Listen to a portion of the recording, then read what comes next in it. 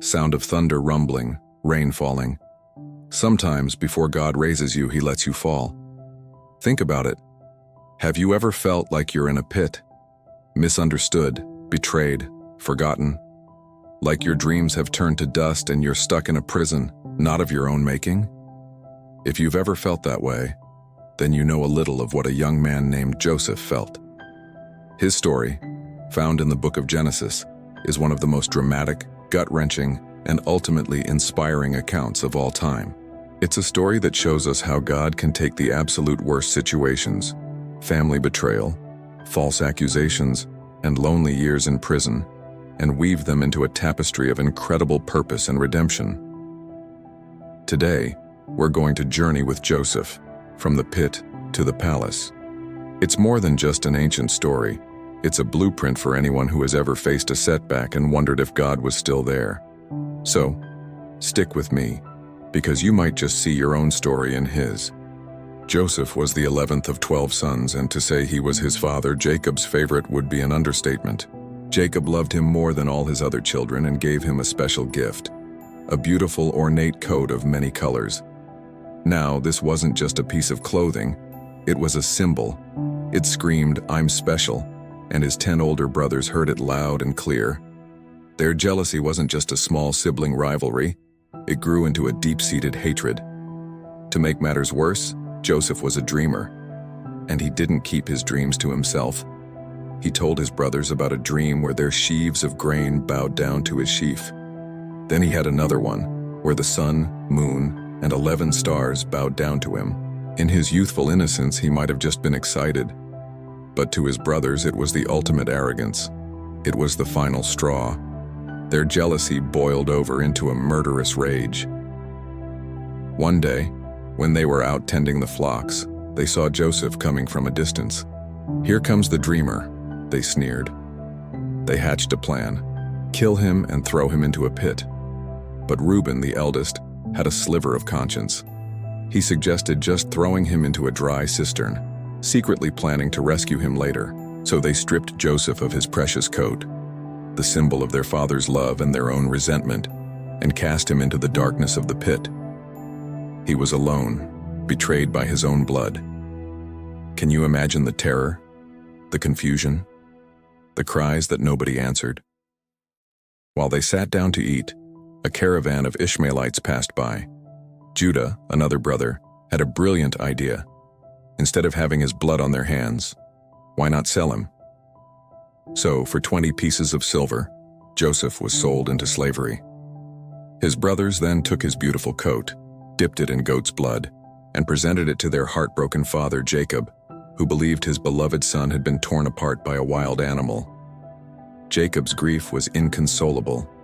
Meanwhile, Joseph, shackled and heartbroken, was being taken to a foreign land, Egypt. He had lost everything: his family, his freedom, his identity. He went from being the favored son to a nameless slave. It was the lowest point of his life, or so it seemed. The pit wasn't just a physical place, it was a state of being. But here's the first crucial lesson of Joseph's story.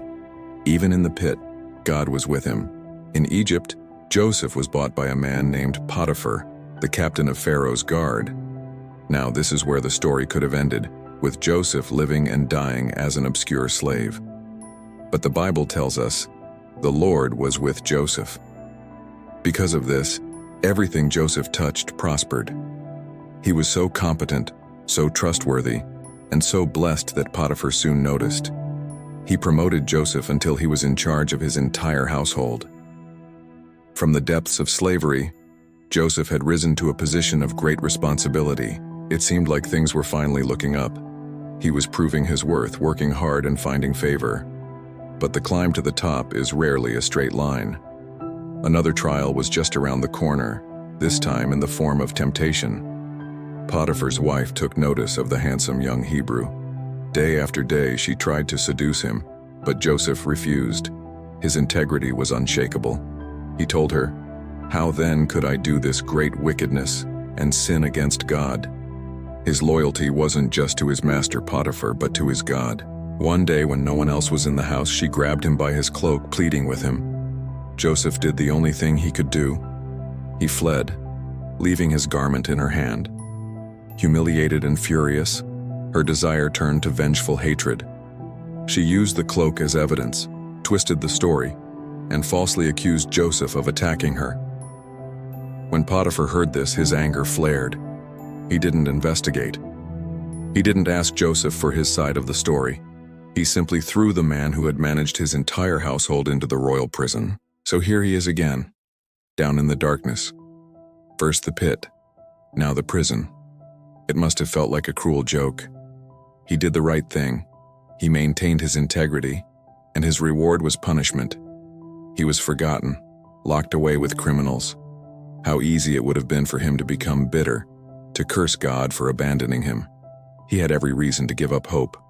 But once again, we read those powerful words. But the Lord was with Joseph.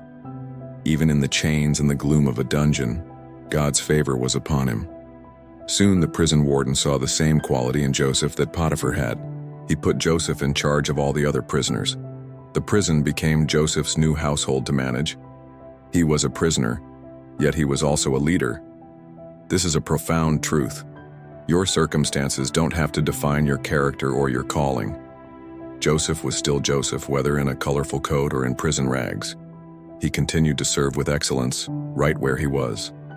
While in prison, Joseph met two of Pharaoh's former servants, the chief cupbearer and the chief baker. One morning he noticed they were dejected. They'd both had troubling dreams and had no one to interpret them. Joseph, remembering his own gift, said, "Do not interpretations belong to God? Tell me your dreams."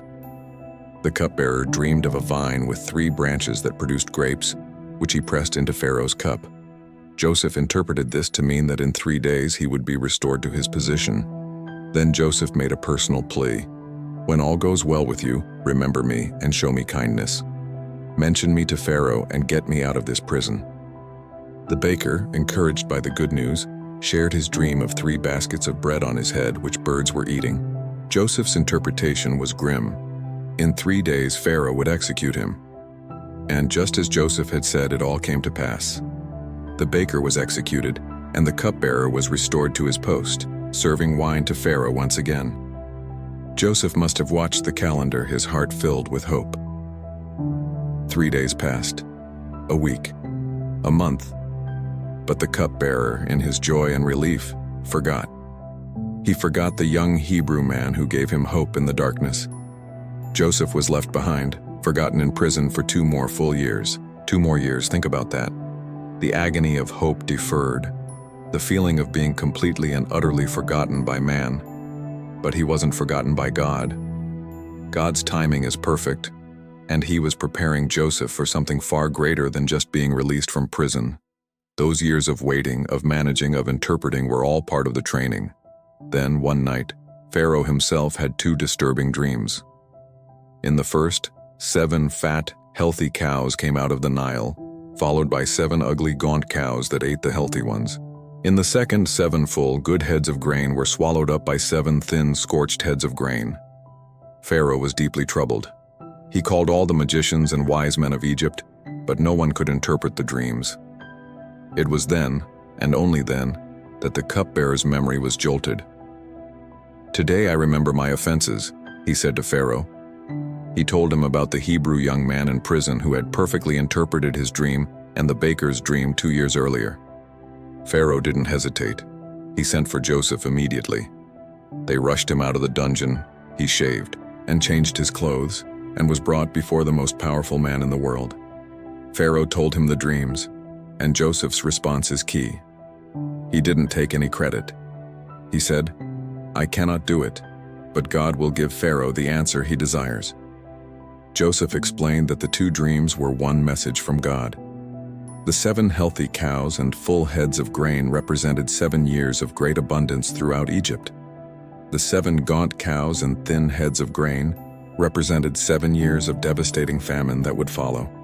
So severe it would consume all the abundance. But Joseph didn't stop there. He wasn't just an interpreter, he was a strategist. He gave Pharaoh a plan. Now let Pharaoh look for a discerning and wise man and put him in charge of the land of Egypt. He advised him to appoint commissioners, Collect 1/5 of the harvest during the good years and store it up as a reserve against the years of famine. Pharaoh and his officials were blown away by this wisdom. Pharaoh looked at his court and said, "Can we find anyone like this man, one in whom is the Spirit of God?" He turned to Joseph and declared, "Since God has made all this known to you, there is no one so discerning and wise as you. You shall be in charge of my palace, and all my people are to submit to your orders. Only with respect to the throne will I be greater than you." In a single moment, Joseph's life was completely transformed. Pharaoh took off his signet ring and put it on Joseph's finger. He dressed him in fine linen and put a gold chain around his neck.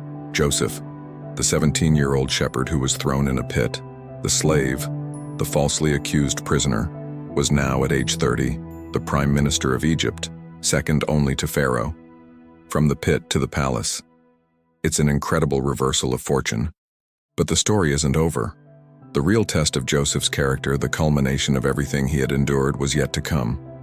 The climax of the story is not his promotion, it is his reconciliation. But we'll have to save that for next time. For today, let's just sit with this amazing truth.